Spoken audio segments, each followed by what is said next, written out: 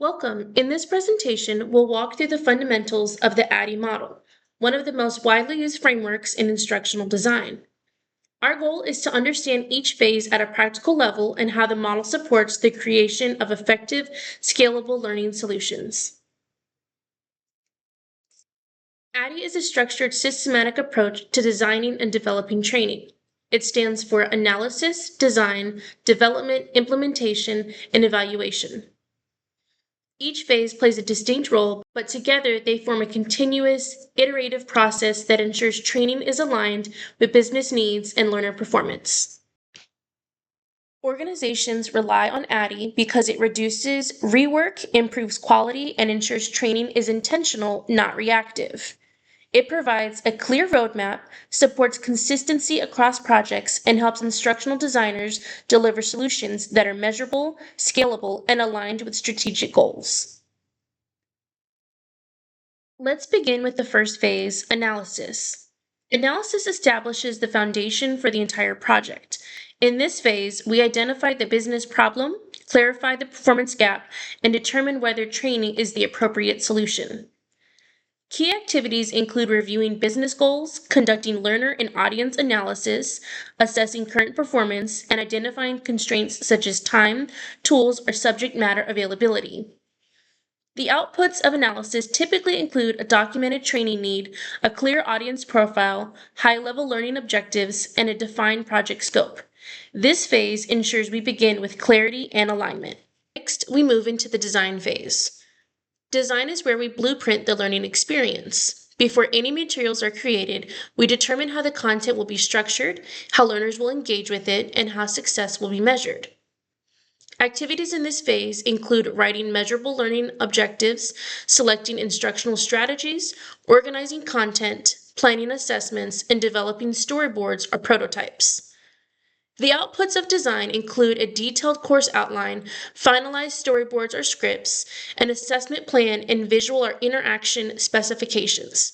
This phase ensures that development is efficient and aligned with expectations. Once the design is approved, we enter the development phase. Development is where all training materials are produced. This may include e-learning modules, facilitator guides, participant workbooks, job aids, videos, graphics, and assessments. During development, we also conduct internal quality assurance checks, gather SME feedback, and refine content based on reviews. The outputs of development are the finalized course assets, fully built, tested, and ready for delivery. With materials complete, we move into implementation. Implementation focuses on delivering the training to learners. This may involve uploading content to the LMS, scheduling instructor-led sessions, preparing facilitators, and communicating with learners. This phase also includes providing technical support and ensuring learners have access to everything they need to be successful. The outputs of implementation include the launch course, attendance or completion data, and any learner support documentation. The final phase is evaluation. Evaluation measures the effectiveness of the training and determines whether it achieved the intended outcomes.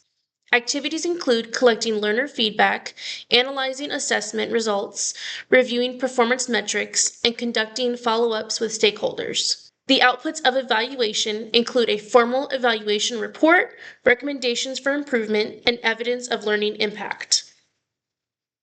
Although ADDIE is presented as a linear model, in practice it is highly iterative. Design development and evaluation often overlap, and feedback is incorporated continuously. This flexibility allows teams to refine content, adjust strategies, and improve the learning experience throughout the project lifecycle.